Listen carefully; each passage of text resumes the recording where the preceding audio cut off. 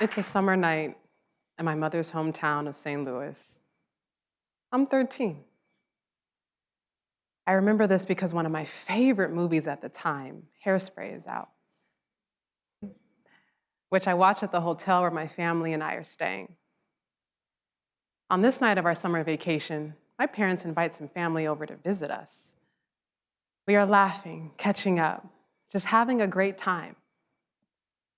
Then suddenly, this uniformed woman, the hotel manager, comes over to where we are sitting and says that this is a private space for guests of the club floor. She goes on to suggest that maybe we would be more comfortable in the hotel's lobby lounge.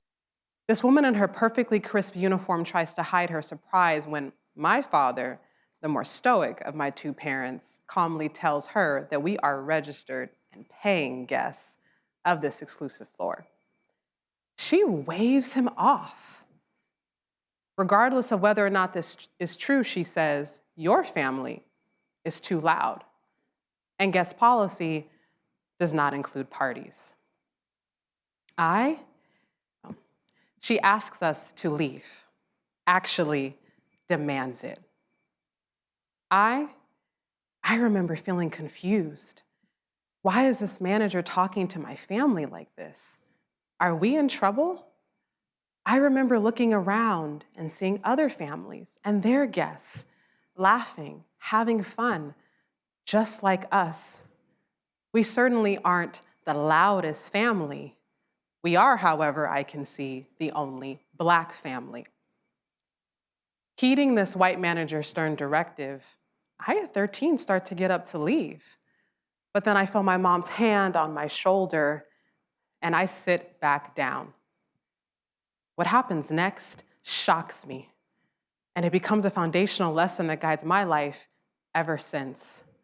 My parents, they refuse to leave, politely, but firmly. They say no even though people are beginning to stare and whisper. And not only do they refuse to leave, they also report this well-dressed, racially insensitive manager to the hotel senior management team. My parents offer the hotel some sound professional advice from their experiences as civil rights attorneys. They tell them that they need to hire a consultant to provide racial sensitivity and awareness training to all their employees, or risk having their next encounter with my parents be inside of a courtroom. Now, my parents could just leave and say nothing. It's nearing the end of the night anyway. This would have been the easiest and the least embarrassing thing to do. As an adult reflecting back on that night, I have come to learn that what my family and I experience is a part of America's long history of whites policing Black bodies, our behavior, our attire, our voices. And don't get me started on how they think our hair is supposed to look. Through these reflections, I realized that my parents, no, they don't do the easy thing. They do the right thing. They model for me that standing up and speaking out are the only choices, even when it's hard, maybe especially when it's hard and uncomfortable, because the cost of not standing up, it's too high. Stepping into and not away from the difficult work of fighting for racial justice and equity is everyone's responsibility. Doing it even though it is stressful, doing it even though it is exhausting, doing it even though we shouldn't have to, doing it anyway, so someday we won't have to. That night in St. Louis is just one of the many examples of lessons that I learned from my parents, Ariva and Ernest Martin. They show me that I am worthy and deserving of every opportunity that comes my way. And they teach me my history, that I am the descendant of slaves, that I come from a long line of hardworking, resilient, proud men and women who endured the atrocities of slavery, Reconstruction, Jim Crow laws, and segregation, and current assaults on our history. It is my duty to pass these lessons on to others. Now, see, this intentionality about how to raise a strong Black woman starts before I am even born. Some of you at the beginning at this talk may have looked twice at the screen as seeing Michael, then seeing me. Is it a typo? Is it really Michaela? Nope. My parents purposely picked this name for me to stand out and challenge people's assumptions.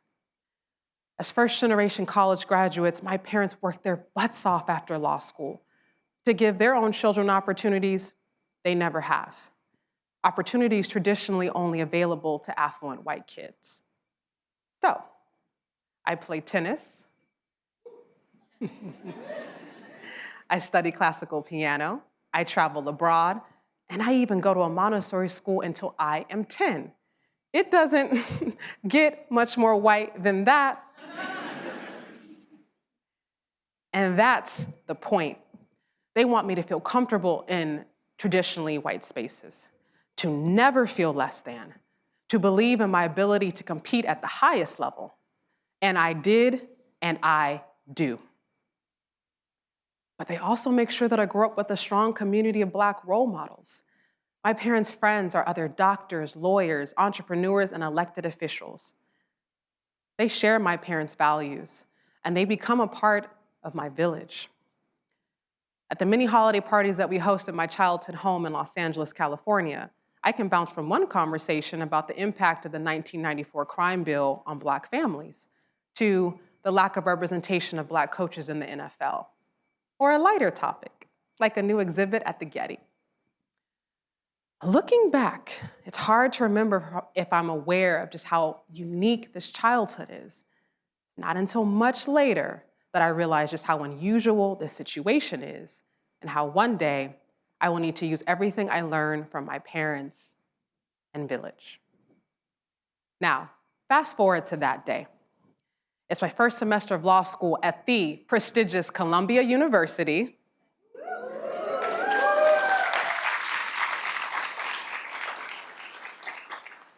And I'm accepted into the Graduate School of Business. My lifelong dream of getting both my Juris Doctorate and a master's in business is coming true. It's sobering, though, when I learn that I will be the only Black JD MBA in my class. While my upbringing certainly prepares me for being the only one, it's really confusing. How can this be? Of course, there are other Black students at my school, and while I have and love my white friends, what I love and need from my Black friends is that village, that shared experience, how they just get what it's like. Hashtag sleeping while Black.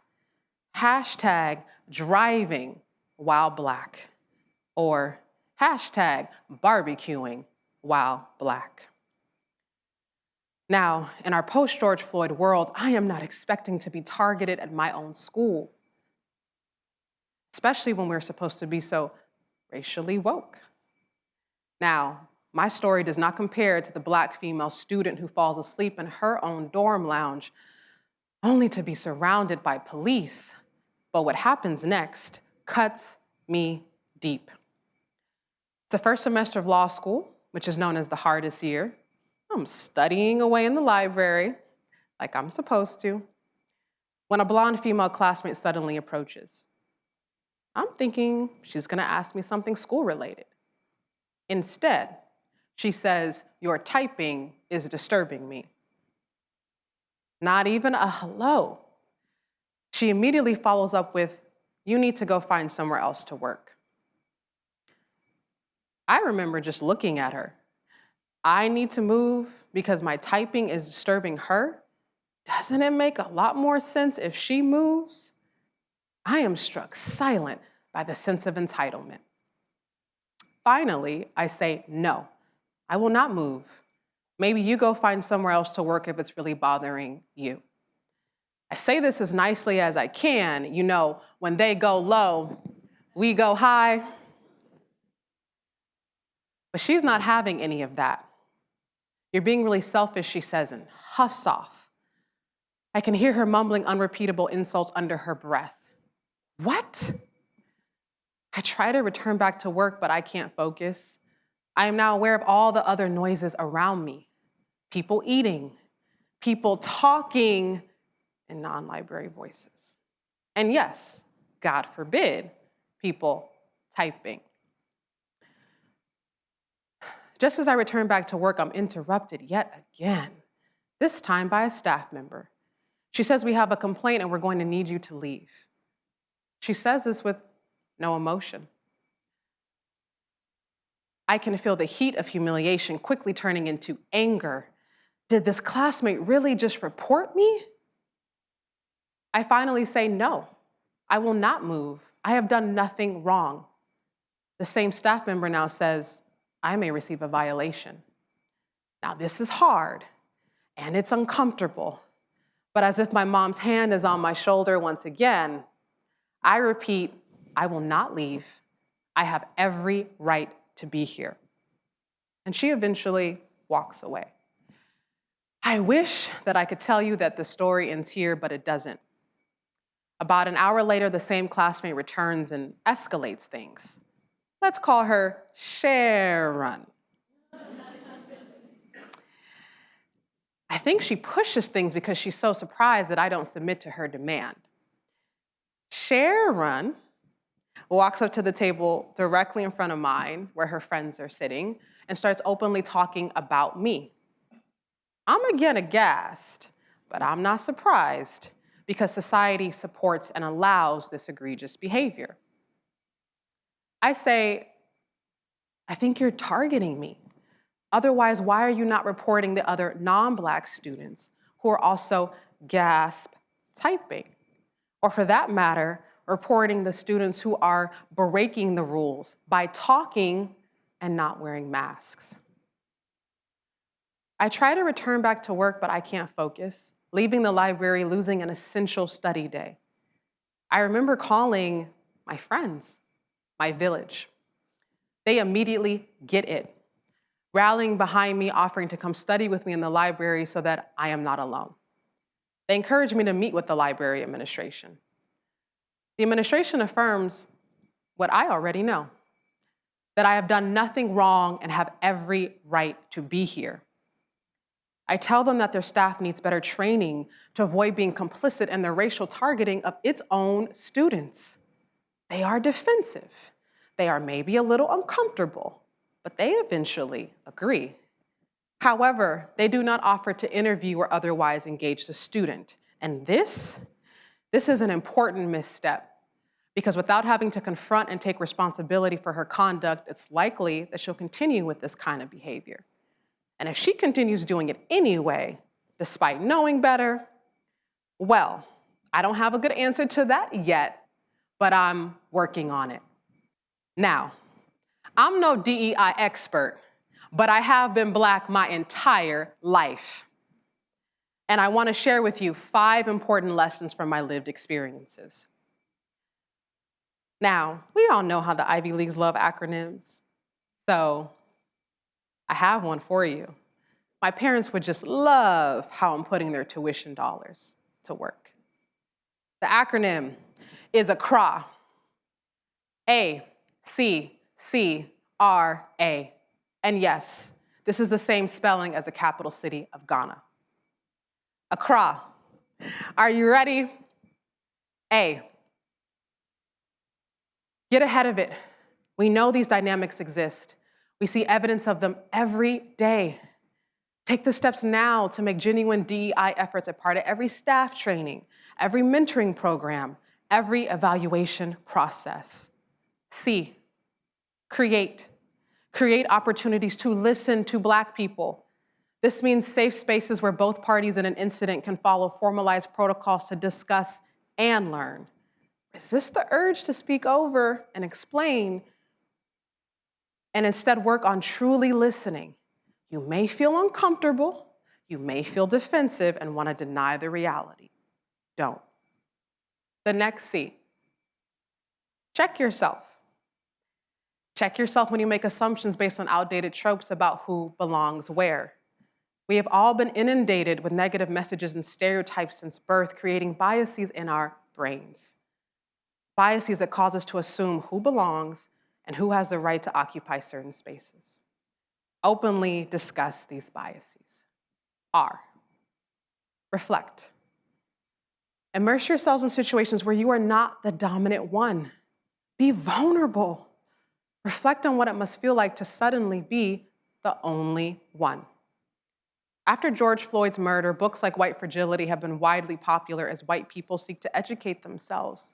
This is a good start, but reading one book is not enough. So I want to challenge you to add to your own reading, podcast, and documentary list.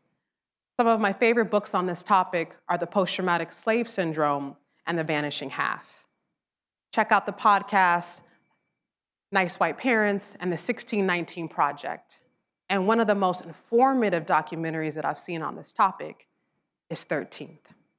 The final A, act. Be a champion in your own community. Be willing to take a stand for what's right.